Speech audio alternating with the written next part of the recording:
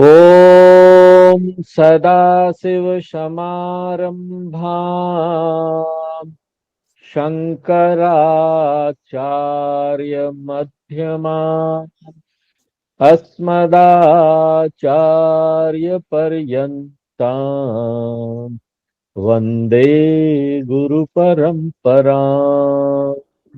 ओ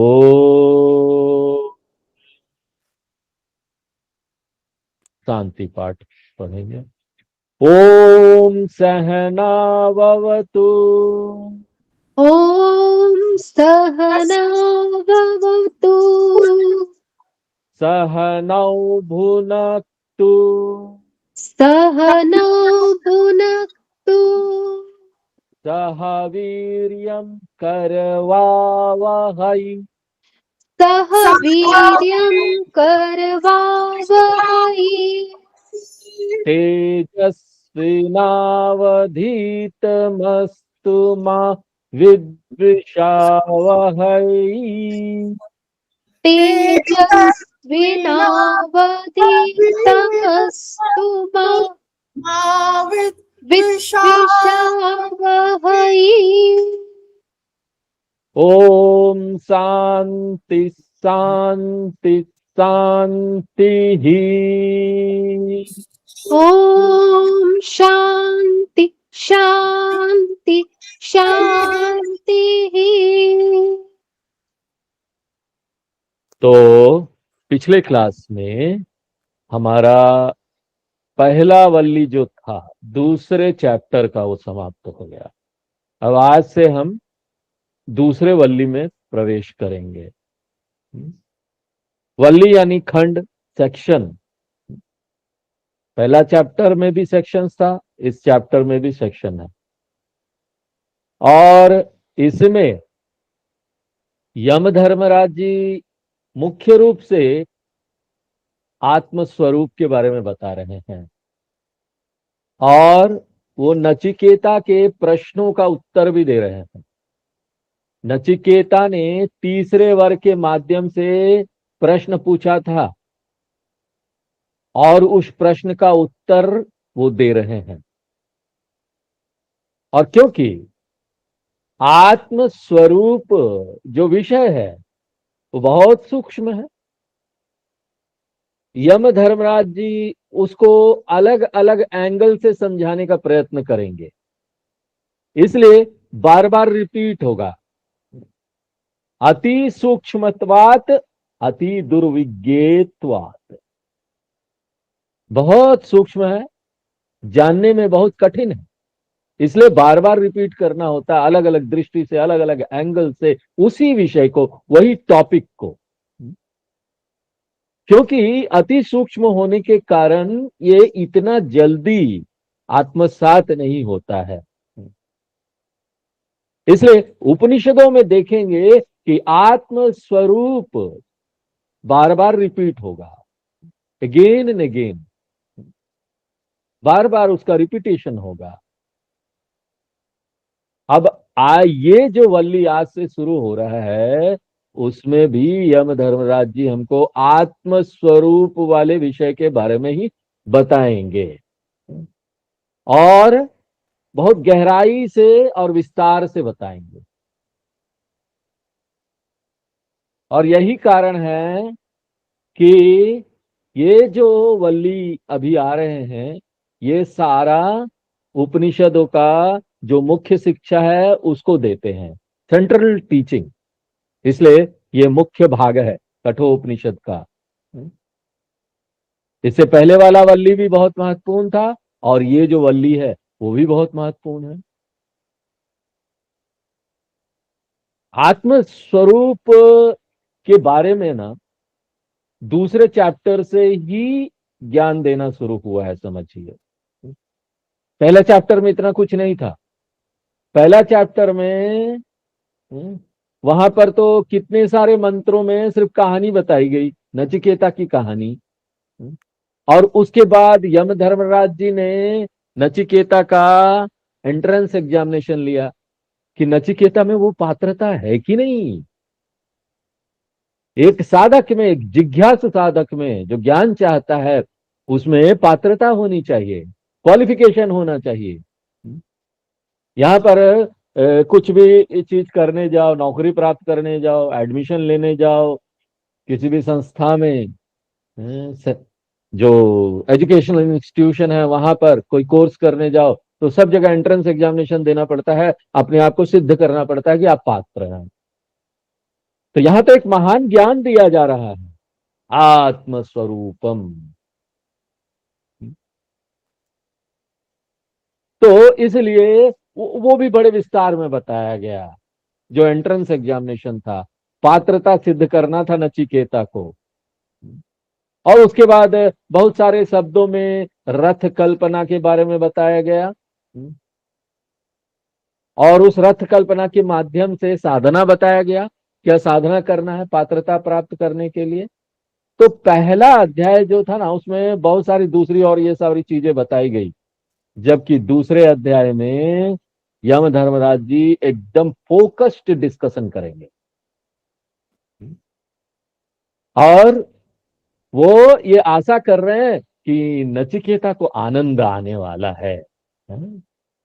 यही नहीं कि सिर्फ गुरु को आनंद आए, बोलने में आनंद आ रहा है क्या फायदा, शिष्य को भी आनंद आना चाहिए सुनने में कि ये महान विषय है। और जो गुरु होते हैं ना, जनरली वो लोग ऑप्टिमिस्टिक होते हैं, आशावान होते हैं कि आनंद तो आ ही रहा होगा शिष्यों को। तो अब आज से हम दूसरे अध्याय के दूसरे वल्ली में प्रवेश करेंगे, जहां पर हमको बड़ी गहराई से, बड़े विस्तार से आत्म स्वरूपम के बारे में बताया जाएगा। तो इस बैकग्राउंड के साथ ही अब हम इस वल्ली में प्रवेश करेंगे। वल्ली का जो पहला मंत्र है उसको पढ़ेंगे। पुरम एकादश द्वारम पुरमेकादशद्वारम् अजस्यावक्र चेतसः अजस्या वक्रचेतसः अनुष्ठाय न शोचति अनुष्ठाय न शोचति विमुक्तश्च विमुच्यते विमुक्तश्च विमुच्यते एतद् वै तद्। एतद् वै तद्। तो ये पहला मंत्र है, और इसमें यम धर्मराज जी जीव स्वरूप के बारे में बात कर रहे हैं। एक व्यक्ति, एक इंडिविजुअल का नेचर क्या है, प्रकृति क्या है, और वो इसको कैसे प्रस्तुत कर रहे हैं कि ये जो इंडिविजुअल है, ये जो जीवात्मा है, वो अपने शरीर का स्वामी है, वो अपने बॉडी का राजा है, शरीर का राजा है, कंट्रोलर है, अपने बॉडी का किंग है। और इसलिए शरीर की तुलना एक छोटे राज्य से की गई है। पुराने समय में, वैदिक समय में छोटे छोटे राज्य थे भारत में। भारतवर्ष तो बहुत बड़ा था, ये अफगानिस्तान, पाकिस्तान, ईरान, ये सब भारतवर्ष, दूर दूर तक था भारतवर्ष। कितने सारे देश थे, छोटे छोटे राज्य, छोटे छोटे देश।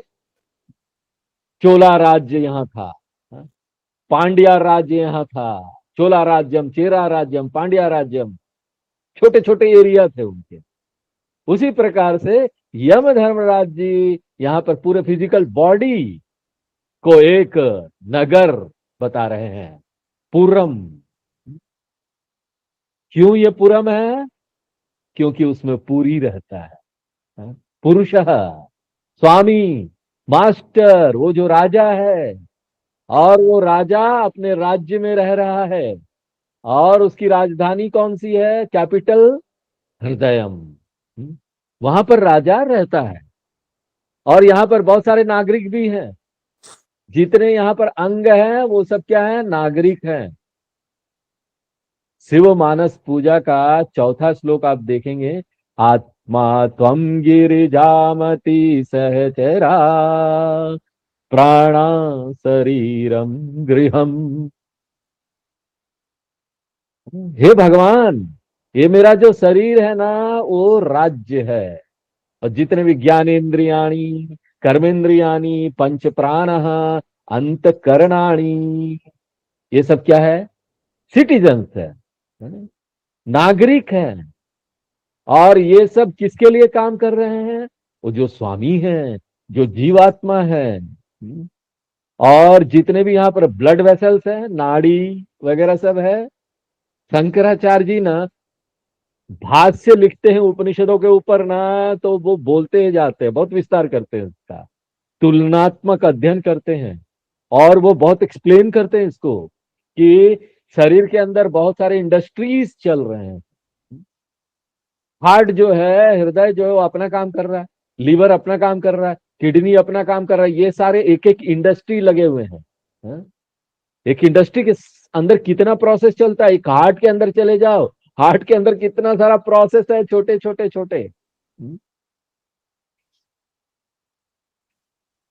और कुछ एक इंडस्ट्रीज जो है ना ये शरीर के अंदर, वो क्या है? वो एसेंशियल सर्विसेज में आते हैं। जरूरी जो वस्तुएं हैं, अनिवार्य वस्तु, वो प्रोवाइड करते हो, वो सेवा देते हो। और जो बंदी होता है ना, छुट्टियों का दिन होता है, उसमें भी उनको काम करना पड़ता है, एसेंशियल सर्विसेज ना। हाँ? बंदी वाला दिन क्या हुआ? रात को जब हम सो जाते हैं ना, वो बंद है, छुट्टी। हाँ? अरे छुट्टी होने से क्या हुआ? Heart has to go on. हम सो भी जाए तो हार्ट को तो चलना है, हृदय चलता रहेगा। मान लो हृदय रुक गया तो भयानक हो जाएगा। तो ये एसेंशियल इंडस्ट्री है, अनिवार्य है, वो उद्योग धंधा उसका चलता ही रहना चाहिए, छुट्टी नहीं है। और यहाँ पर कोई बाकी नॉन एसेंशियल भी है जो अनिवार्य नहीं है, ऐसी चीजें भी चलती है। जो यहाँ पर गुड्स बनता है, वस्तुएं जो मैन्युफैक्चर होती है, उसको ट्रांसपोर्ट करना पड़ता है अलग अलग जगह में। जैसे एक फैक्ट्री कोई सामान बनाती है, उसको पूरा ट्रांसपोर्ट करना पड़ता है, इंडिया में, वर्ल्ड में है तो वर्ल्ड में ट्रांसपोर्ट करना पड़ता है। और ट्रांसपोर्टेशन के लिए अच्छी रोड चाहिए, सरकार इतना इंफ्रास्ट्रक्चर बना रही है, हाईवे, स्टेट हाईवे, मुख्य रोड जो है शरीर का राज्य का, उसका फिर नगर का, उसका फिर रिंग रोड है, रिंग का रिंग, फिर आउटर रिंग रोड भी है। यहाँ पर लखनऊ में है, एक इनर रिंग रोड है, हाँ, उसको शहीद पथ बोलते हैं। फिर एक आउटर रिंग रोड है, उसको किसान पथ बोलते हैं। हाँ, फिर भीतर गलियों में अलग अलग बाइलेंस, हाँ, रोड सब है, छोटे छोटे रोड्स है गलियों का, कितना सारा है। हाँ? कैपिलरीज, आर्टिलरीज, शरीर में उसको बोलते हैं कैपिलरीज, कैपिलरीज क्या है? बहुत, वो हाईवे है। हाँ। आर्टिलरीज छोटा है। हाँ? वो स्टेट हाईवे है, एक्सप्रेस वे है। हाँ? इस तरह से है। कभी कभी रोड ब्लॉक भी हो जाता है, मालूम है ना, हार्ट ब्लॉकेज। हाँ? और डॉक्टर के पास जाना पड़ता है, डॉक्टर ब्लॉक को ठीक करता है, बाईपास बनाता है, बाईपास सर्जरी। मेन सिटी में बाईपास रोड भी होते हैं, शहर के अंदर जाने का जरूरत नहीं, बड़े बड़े ट्रक्स आते हैं ना, बाईपास करके चले जाते हैं। क्यों? क्योंकि इस शहर में ना भीड़ भाड़ बहुत बढ़ गई, क्लॉगिंग हो गई, क्लॉगिंग। उसी प्रकार से हार्ट का क्लॉगिंग हो जाता है ना, बाईपास रोड बन गया, बाईपास सर्जरी। तो ये एक शहर है। और इसमें दीवार बने पड़े हैं, जो चाइना का दीवार बोलते हैं, बहुत पुराना, कई पुराने समय से वो बना हुआ है। शहर को बचाने के लिए बनाया था उन लोगों ने, आक्रमणकारी जो बाहर से आते थे उनको रोकने के लिए। हम्म। उसी प्रकार से ये जो राज्य है ना, चारों तरफ से सुरक्षित है। किससे सुरक्षित है? यहाँ पर ना दीवाल बना हुआ है। दीवाल क्या चीज है? स्किन का दीवाल है, त्वचा जो है। और वैज्ञानिक लोग बोलते हैं ना, हमारा जो ये त्वचा है ना, बहुत वंडरफुल चीज है। ये एक सुंदर कपड़ा है जो भगवान ने हमको दिया है। तो त्वचा की तुलना किससे कर सकते हैं? दीवार से। सिटी का दीवार है, wall of the city, great wall of China. और उसके बाद यहाँ पर कितने सारे दरवाजे हैं। कुछ एक दरवाजे हैं जो सामान अंदर लाने के लिए है, कुछ एक दरवाजे हैं जो सामान बाहर लाने के लिए है।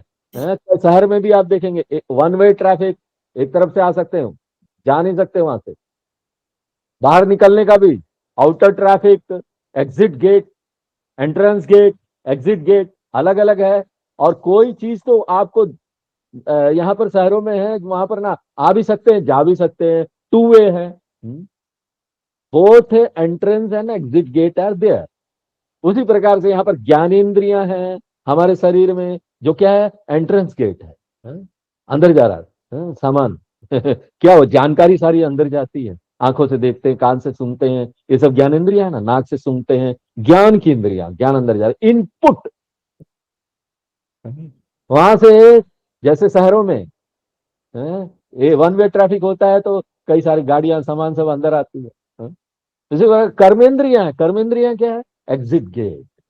कर्मेंद्रियों से हम रेस्पॉन्ड करते हैं, काम करते हैं बाहर। और यहाँ पर मुंह भी है, मुंह दोनों काम करते ही, एंट्री एग्जिट दोनों होता है उसमें, टू वे ट्रैफिक है उसमें। तो ये शरीर एक सिटी है, फिजिकल बॉडी। और सिटी कब तक फले फूलेगा, ये सिटी कब तक एक जीवित और एक फलता फूलता शहर कब तक रहेगा, जब तक उसका मेयर अच्छा है। सिटी का मेयर, सिटी का मास्टर जो है, जो रूलर जो है, एक बार एक देश का राजा ठीक नहीं होता ना, उसका गवर्नेंस ठीक नहीं है, सही तरीके से काम नहीं कर रहा है, मान लो राजा चले गया, तो ना अंदर मारपीट शुरू हो जाता, सिविल वॉर। बहुत सारे राज्य में आज देश में हो रहा है, बहुत सारे देशों में जहां का कोई राजा ही नहीं है, सब अपने आप को राजा बनाए बैठे हैं, वहां पर सिविल वॉर चलता है। अफ्रीका के कुछ देश है, वहां आज भी चल रहा है।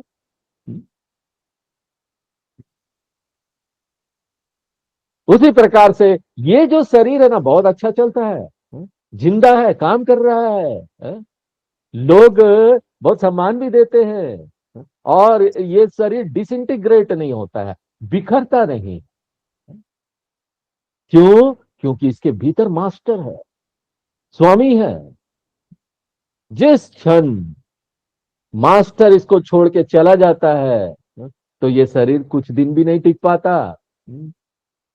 फिर क्या करना पड़ता है इस शरीर में, लेपन लगाना पड़ता है, केमिकल डालना पड़ता है। क्यों? लाश है, इसको बचा के रखने का है अंग्रेजी में बोलते हैं एम्बाल्मिंग करना पड़ता है। क्यों? क्योंकि ना जो बेटा है वो यहाँ है नहीं, अमेरिका में या कहीं है, उसको आने में 2-3 दिन लगेगा, तब तक फ्रीजर में रखो, उसको एम्बाल्मिंग करो। जो बॉडी है उसको किसी प्रकार से बचा के रखना है 2-3 दिन, बेटा आएगा तभी तो मुखाग्नि देगा। अभी क्या है, आपको कुछ नहीं करना, कितना जिंदा है ये, जीवित है, लाइव है। आप अभी इसको सिर्फ परफ्यूम लगा सकते हैं, अच्छा अच्छा सेंट लगाइए। तो इस अनात्मा के लिए इसका मास्टर कौन है? आत्मा है।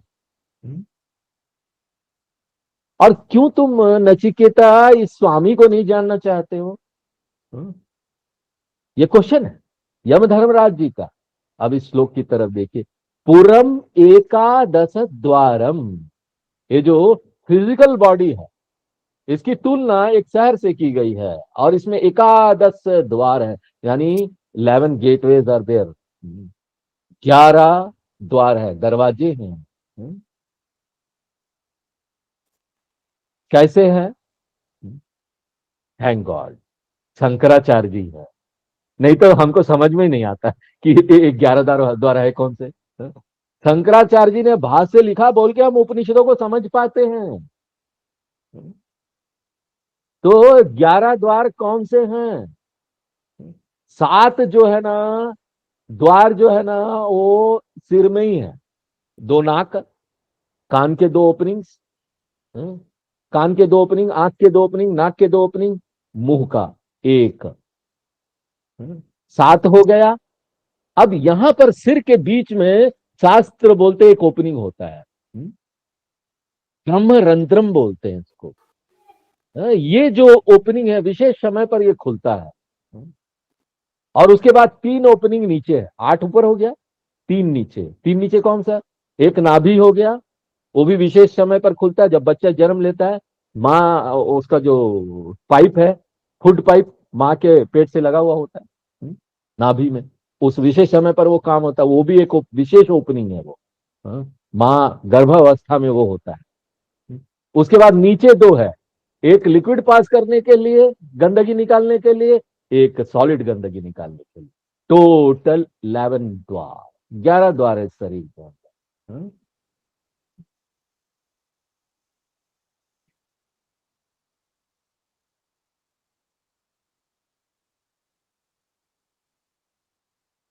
वैष्णव मंदिर में आप जाएंगे ना, वहां पर ऐसा ही होता है। वैष्णव मंदिर में जिस तरह से ये नाभि में हमारा ये ऊपर सिर पर ये द्वार है ना, ये विशेष समय पर खुलता है। वैष्णव मंदिरों में अंदर गर्भ एक जगह होता है, स्वर्ग वासल बोलते हैं उसको, वो उसको हर दिन नहीं खोलते, विशेष रूप से वैकुंठ एकादशी के दिन उसको खोलेंगे, स्पेशल डोर। इसी प्रकार से सिर के ऊपर ना वो स्पेशल डोर है। फ्लाइट वगैरह में देखिए, इमरजेंसी एग्जिट, ट्रेन में भी होता है इमरजेंसी एग्जिट। तो ये जो ऊपर वाला द्वार है ना, ब्रह्मरंध्रम, ये विशेष समय में खुलता है। कब? जब एक उपासक की मृत्यु होती है। जो बहुत योगी लोग होते हैं ना, उपासना करते हैं, वो ऐसा अपने आप को बना लेते हैं, मृत्यु के समय ना ये द्वार खुलता है। ये एक स्पेशल होल है जो उनको ब्रह्मलोक में ले जाता है। ये ब्रह्मलोक का दरवाजा है। ये तभी खुलता है जब उपासक मरता है। तो ये टोटल 11 द्वार है, एकादश द्वारानी। जबकि भगवत गीता में भी बताया गया ये, कृष्ण भगवान वहां बोलते हैं नवद्वारम पुरे देही, वो बोलते हैं 9 द्वार हैं। क्यों? क्योंकि ना कृष्ण भगवान स्पेशल टाइम में जो खुलने वाला द्वार है ना, उसको छोड़ते हैं। 2 द्वार, कौन सा? एक नाभि, एक सिर, स्पेशल टाइम में खुलता है। हम्म? कृष्ण भगवान उस 2 को छोड़ देते हैं और 9 बोलते हैं। हाँ? क्योंकि उसका यूज कभी कभी होता है। हाँ? तो अगर आप ये 2 द्वार को छोड़ देंगे तो 9 द्वार है जो कृष्ण भगवान गीता में बोलते हैं। हाँ?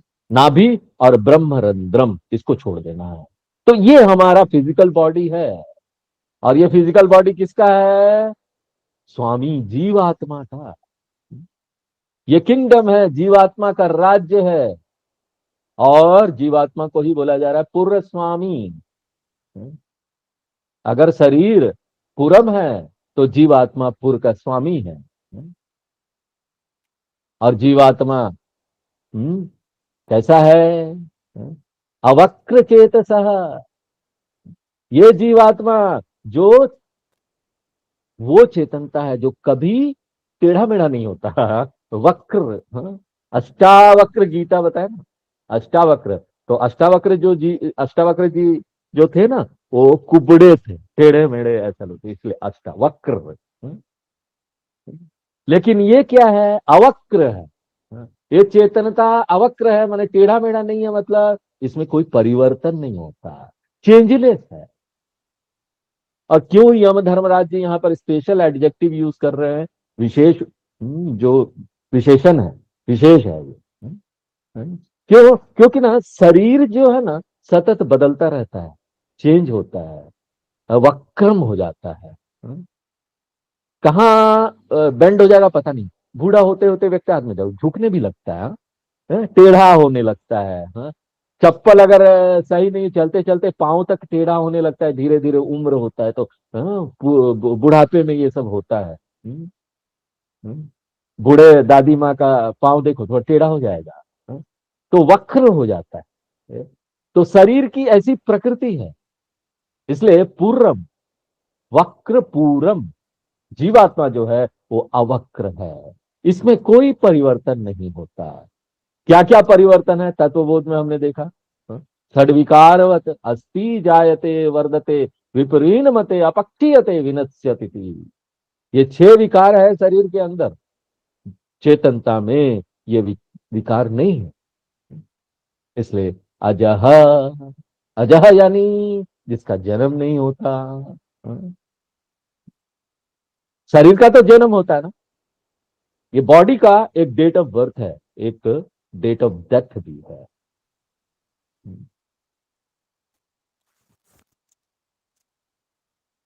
ये जो जन्म का दिन है तो शरीर का है,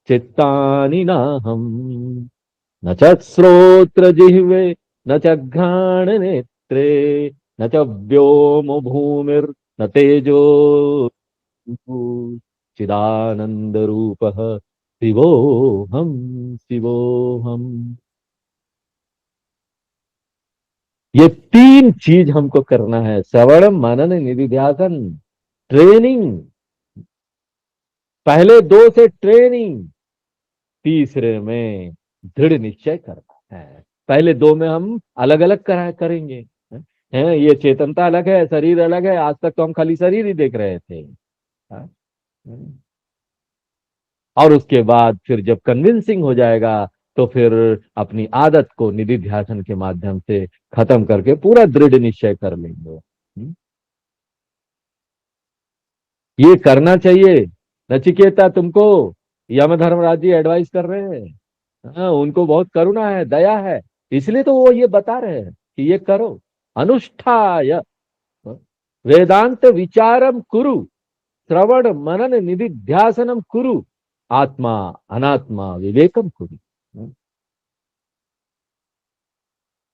नहीं, उसके बाद क्या मिलेगा? मेरे पास तो समय नहीं है स्वामी जी, मुश्किल से सुबह का क्लास में आ जा रहे हैं क्योंकि टाइम जो है ना आजकल वो सबसे बड़ी समस्या है, टाइम नहीं मिलता लोगों को। सब कुछ यहाँ मिल जाएगा ना, पैसे देने के लिए भी लोग तैयार हैं, हाँ? पैसे दे देंगे, ओ टाइम मत मांगो यार, मेरे पास टाइम नहीं है। टाइम आजकल सबसे डिफिकल्ट कॉमोडिटी हो गया है। हमको अपना टाइम देना है, किसी चीज के लिए समय देना है, उसके लिए जरूरी है कि उस चीज के लिए मेरे मन में वैल्यू होना चाहिए। बिना वैल्यू के मैं टाइम देगा दूंगा ही नहीं। I should know the value of the thing जिसके लिए हम टाइम देना चाह रहे हैं। इसके लिए हमको ये जानना जरूरी है कि उससे हमको मिलने क्या वाला है, क्योंकि value is directly proportional to the return. हमको रिटर्न क्या मिले, कमर्शियल लैंग्वेज है। इन्वेस्टमेंट कर रहे हैं टाइम का, हमको रिटर्न क्या मिल रहा है? यम धर्मराज जी बोलते हैं इसका जो लाभ है वो क्या है? न सोचती, महान लाभ है, कोई छोटा मोटा लाभ नहीं है, आज तक किसी को नहीं मिला। जिसने ये नहीं किया उसको नहीं मिला, जिसने ये किया उसको मिला। जीवन में कोई दुख नहीं रह जाएगा। अब तो आप कोई चिंता नहीं करोगे, कोई दुख नहीं रह जाएगा, हाँ? कोई डिप्रेशन नहीं होगा इस जीवन में, हाँ? बाहर कोई भी डिप्रेशन आए, अंग्रेजी में बोलते हैं वो ये जो इंडियन ओशियन में, बे ऑफ बंगाल में डिप्रेशन हो गया तो बारिश आता है, आंधी तूफान आता है, डिप्रेशन बोलते हो लोग। डिप्रेशन यानी तनाव, तनाव वहां होगा, हाँ, मन में कोई तनाव नहीं होने वाला है, हाँ?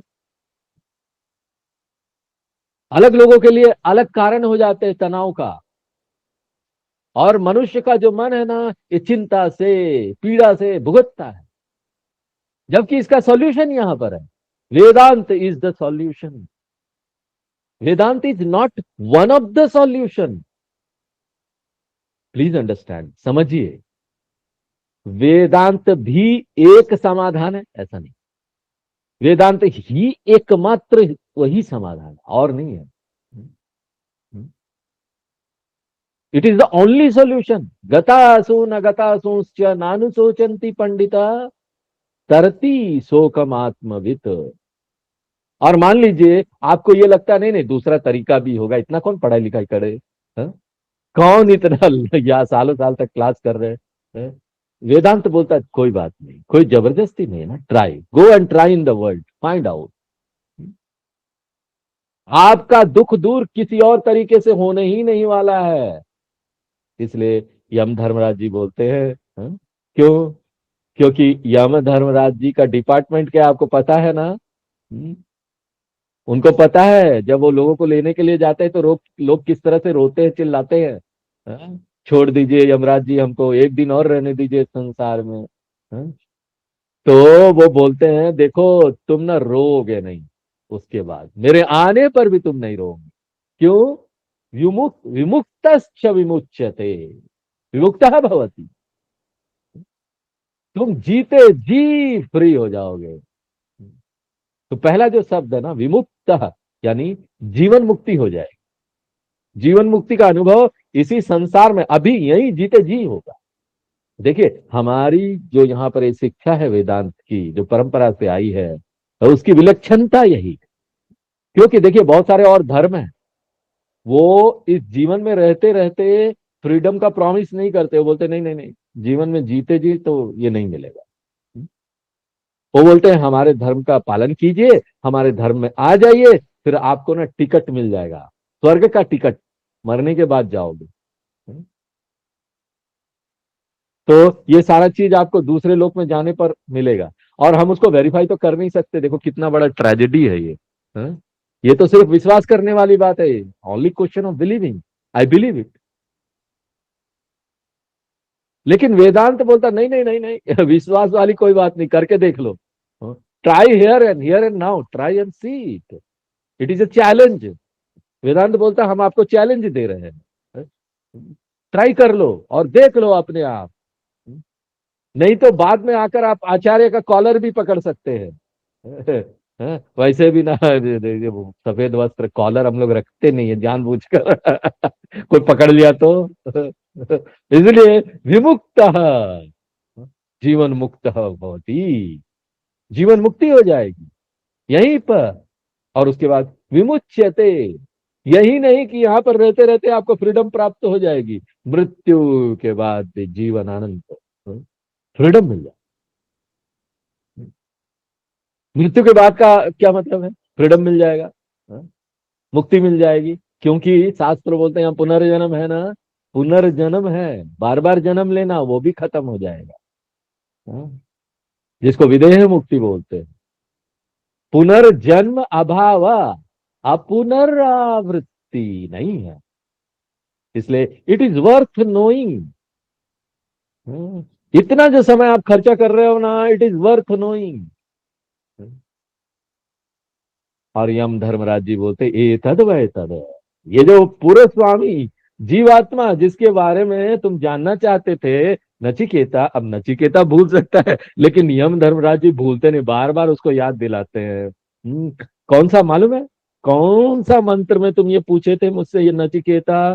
तीसरे वर्ग के माध्यम से 1120, 1120 एंड 1214।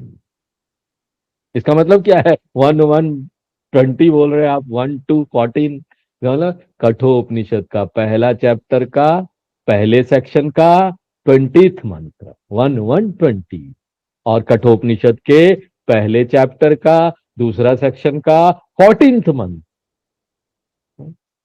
ये आपका होमवर्क है, हाँ?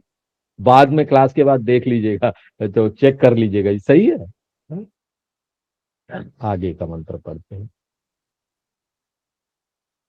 हगुंसा शुचि सद,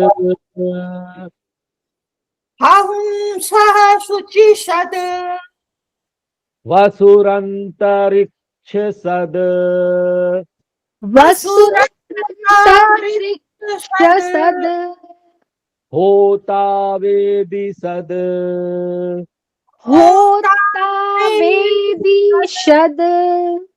अतिथिर्दुरोण सद, अतिथिर्दुरोणसत्, नृसद वर सद, मृषद्वरसद्, ऋत सद व्योम सद, ऋतसद् व्योमसद्, अबजाहा, अब्जाः, गोजारित जाहा, गोजारितजाः, अद्रिजारितम बृहत, अद्रिजारितं बृहत्। इस मंत्र में यम धर्मराज जी बोलते हैं कि जीवात्मा जो मेरे शरीर में स्वामी के रूप में है, शरीर के स्वामी के रूप में, हाँ? वही जीवात्मा दूसरे के शरीर में भी है। ये अगला चरण है, हाँ? साधना का अगला चरण। जीवात्मा चेतनता जो एक व्यक्ति के शरीर में सर्वत्र व्याप्त है, वही चेतनता सभी के शरीर में व्याप्त है। इसका मतलब क्या है? जब आप हृदय की तरफ देखते हैं, हृदय आपके शरीर में भी है, लेकिन हृदय जो मेरे शरीर में है वो दूसरे के शरीर में वही हृदय नहीं है, अलग हृदय है। तो मेरे पास एक हृदय है, दूसरे के पास एक हृदय है। मेरे पास एक लीवर है, दूसरे के पास एक लीवर है। उसी प्रकार से एक व्यक्ति सोच सकता है ना कि मेरे पास एक आत्मा है, दूसरे के पास एक आत्मा है। अब ना आप इस लॉजिक को, ये जो लीवर लॉजिक है ना, वो आत्मा पर नहीं लगा सकते। किडनी लॉजिक आत्मा पर नहीं लगा सकते। आत्मा कोई हार्ट या लीवर या किडनी नहीं है। आत्मा जो है वो सर्वत्र व्याप्त चेतनता है जो सब में रमण कर रहा है।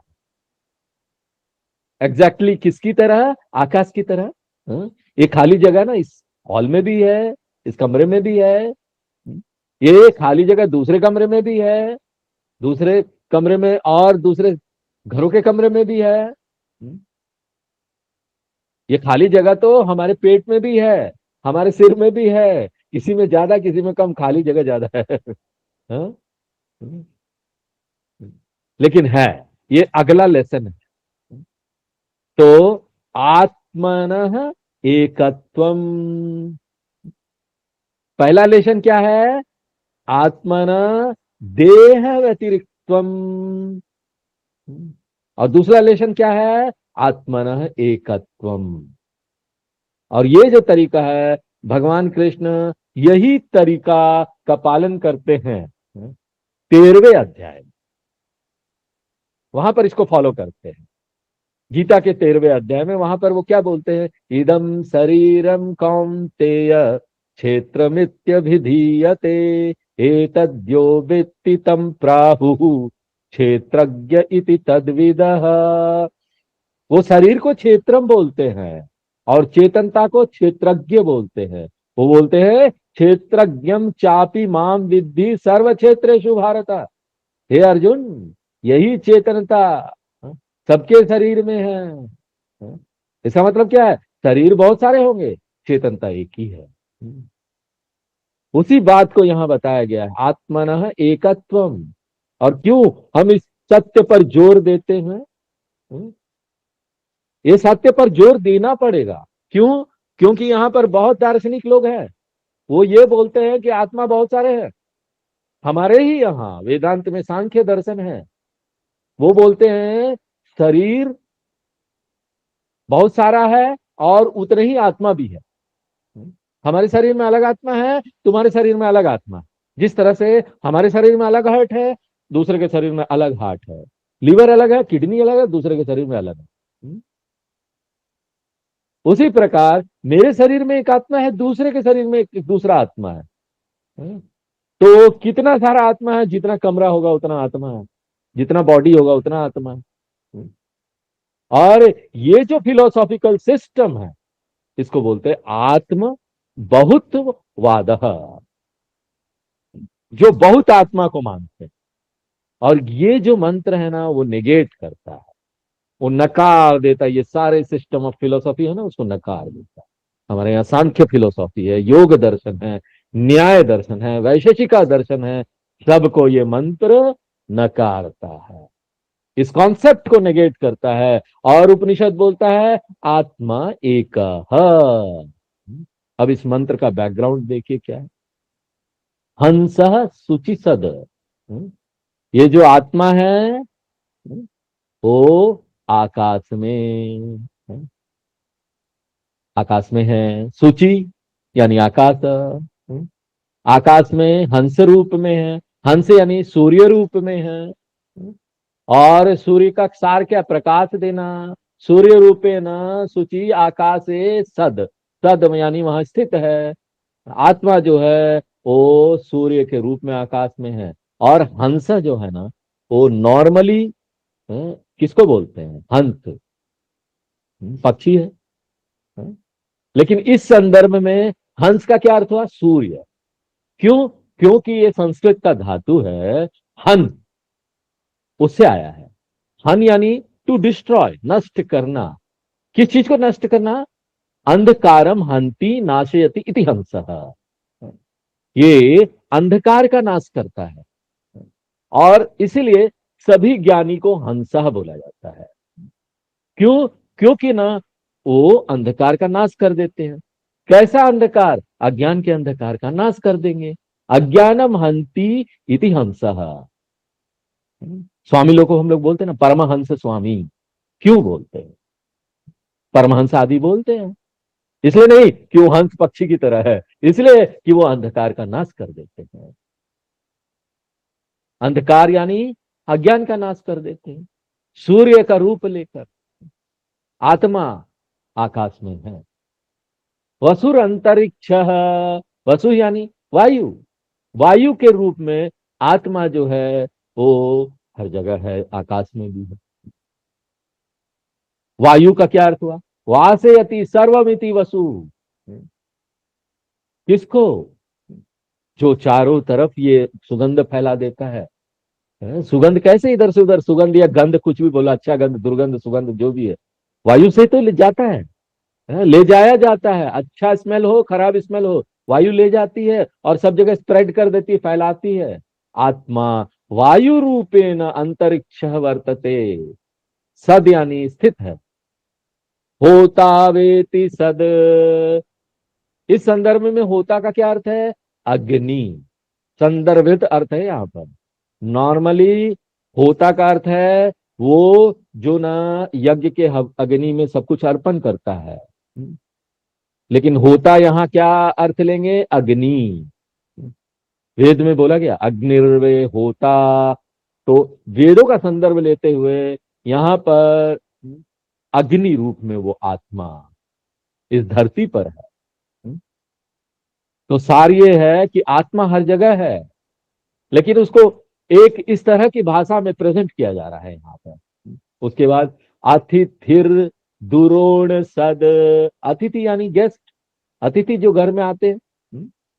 दुरोण घर, तो यम धर्मराज जी यहाँ पर सब पवित्र चीजों की बात कर रहे हैं जिसका हम बहुत सम्मान करते हैं। सूर्य एक देवता है, वायु एक देवता है, अग्नि एक देवता है, हम सबकी पूजा करते हैं। और अतिथि भी एक देवता है, अतिथि देवो भव बोलते हैं ना।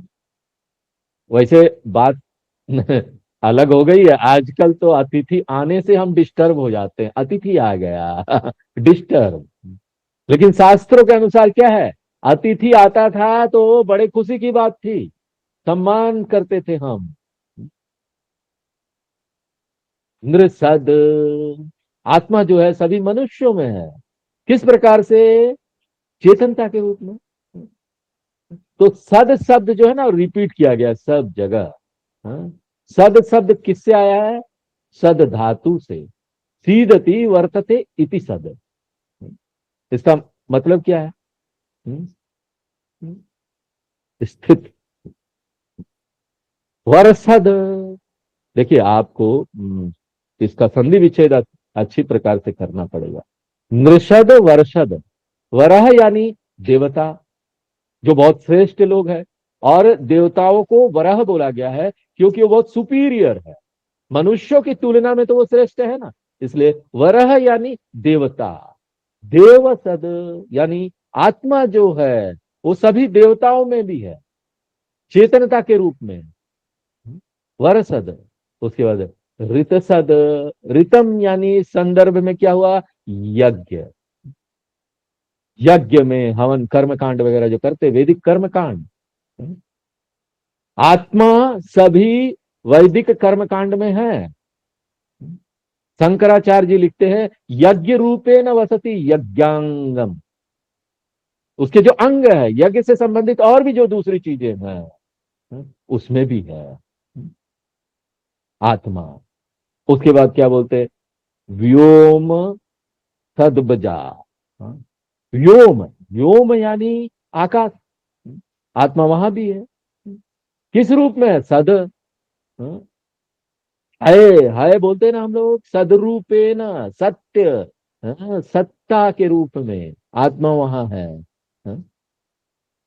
अबजा, अबजा यानी वो जो समुद्र के भीतर रमण करते हैं, जितनी भी समुद्री चीजें हैं, चाहे वो शंख ले लो, मछली ले लो, शार्क मछली है यहाँ पर, पौधे हैं, हाँ? समुद्र के अंदर भी वो समुद्री पौधे सब हैं। अब्जा यानी क्या? जिसका जन्म जल से होता है। तो आत्मा जो है ना, ये समुद्री चीजों में भी है, जल के अंदर। हाँ? गोजा, गोजा यानी आत्मा जो है ना, इस धरती पर, धरती वाली जो चीजें है ना, उसमें भी है। क्योंकि ये जो पेड़ पौधे जानवर, वो सिर्फ समुद्र के अंदर नहीं, धरती पर भी है, जमीन में भी है। आत्मा उस रूप में भी है। उसके बाद क्या बोलते हैं? ऋतजा,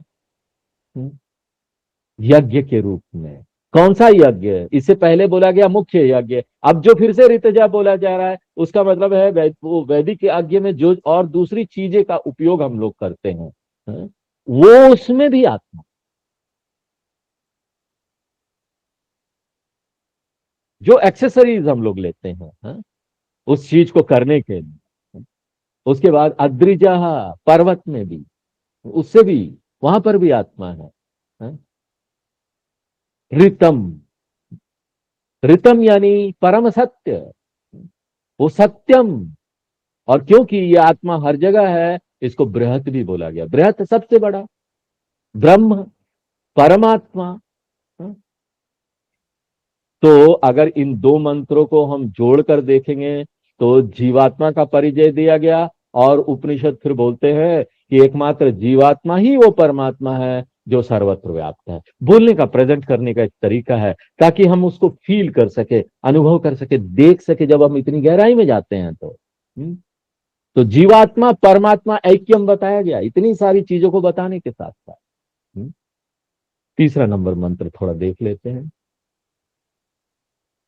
ऊर्ध्वं प्राणम उन्नयति, ऊर्ध्वं प्राणम् उन्नयति, अपानं प्रत्यगस्यति, अपानं प्रत्यगस्यति, मध्ये वामन्मासिनम्, मध्ये मध्ये वामनमासीनम्, विश्वे देवा उपासते। विश्वे देवा उपासते। तो आगे के मंत्रों में जीवात्मा का और वर्णन किया गया है। उपनिषद पॉइंट आउट करते हैं कि हमारा जो ये शरीर मन का संघात जो है ना, ये स्थूल सूक्ष्म शरीर, ये इनर्ट है। इनर्ट यानी जड़ है, इसमें अपनी चेतनता नहीं है, क्योंकि वो पंच महाभूत के बने हैं, हाँ? ये सब मैटर है, ये सब मैटर के बने हैं। इनका अपना लाइफ नहीं है, लाइफ अपना नहीं है। मन हो या शरीर हो, किसी का नहीं है। सूक्ष्म शरीर हो या स्थूल शरीर, किसी का नहीं है। वो अपने आप से बाहर की दुनिया के साथ व्यवहार नहीं कर सकते, प्रतिक्रिया नहीं दे सकते, क्योंकि वो जड़ है, पत्थर की तरह वस्तु है। आत्मा क्या करता है? आत्मा उसको जीवन का आशीर्वाद देता है, सूक्ष्म शरीर को देता है। वहां पर वो प्रतिबिंब के रूप में पड़ता है, जिसको चिदाभास बोला गया। आत्मा आशीर्वाद देता है सूक्ष्म शरीर को, चिदाभास प्रतिबिंब देकर।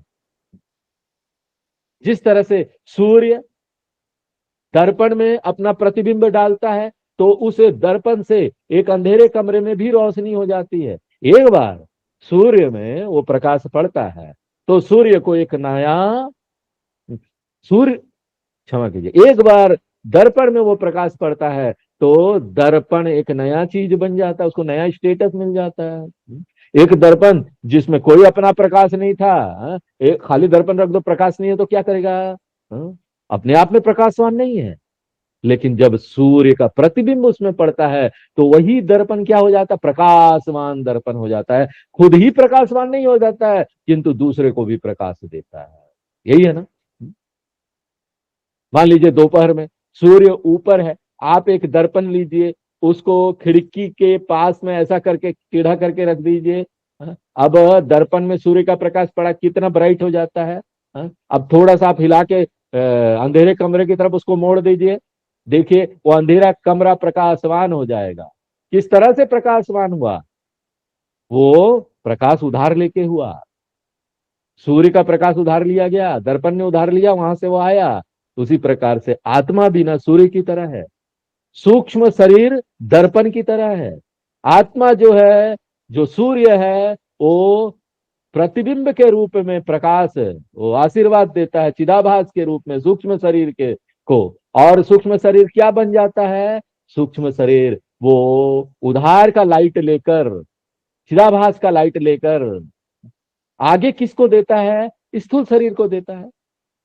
तो आत्मा जो है ना, डायरेक्टली सूक्ष्म शरीर को प्रकाशित करता है, और सूक्ष्म शरीर के माध्यम से फिर आपका स्थूल शरीर प्रकाशित होता है। अब हमसे ये मत पूछिए आप कि सूक्ष्म शरीर क्या है, हाँ? स्थूल शरीर क्या है, हाँ? मैं ट्रबल में आ जाऊंगा, हाँ?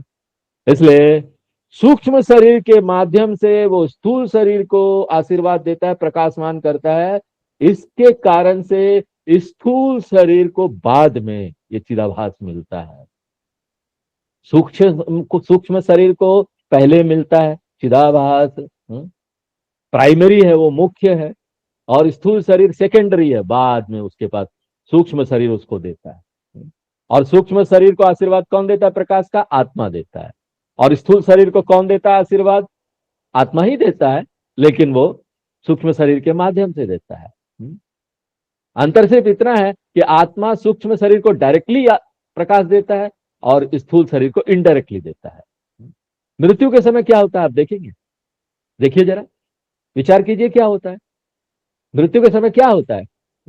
कल्पना कीजिए, अगर हम इस दर्पण को हटा देते हैं तो सूर्य तो है ऊपर, लेकिन होगा क्या? सूर्य ऊपर है, लेकिन सूर्य प्रकाशित नहीं कर पाता अंधेरे कमरे को। सूर्य नहीं है ऐसा नहीं है, अंधेरे कमरे को प्रकाशित नहीं कर पा रहा है।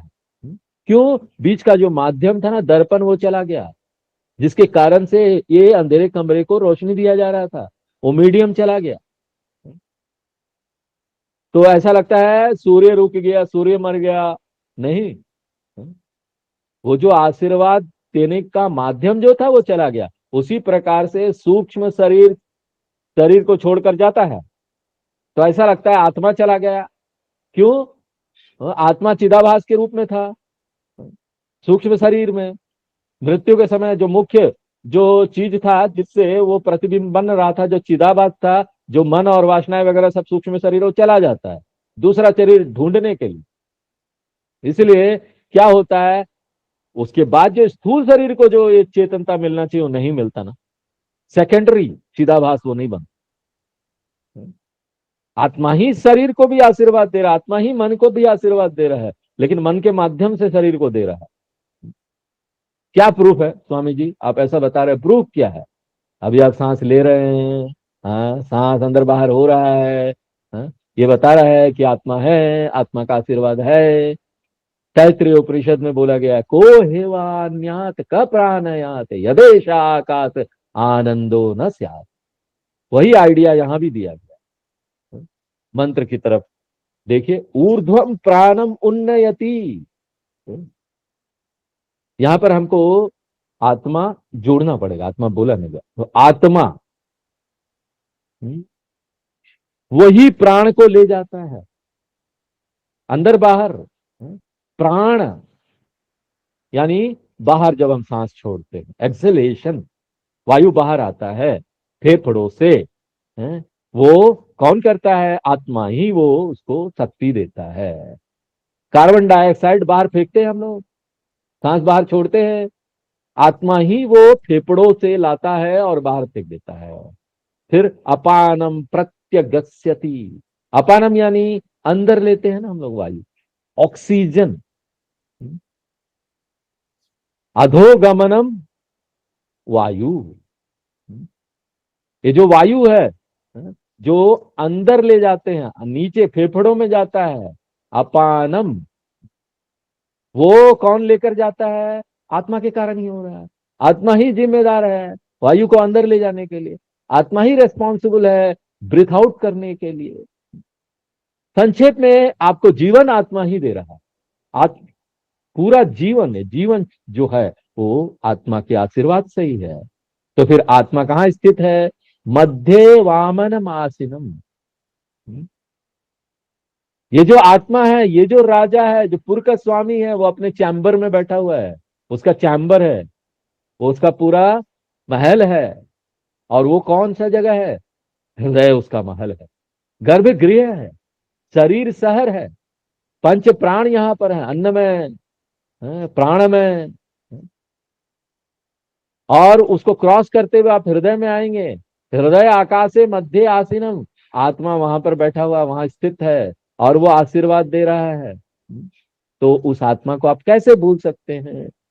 यही आइडिया यहाँ दिया गया है। और इसका जो डिटेल है और विस्तार हम लोग आगे नेक्स्ट क्लास में देखेंगे। आज यही विराम देते हैं।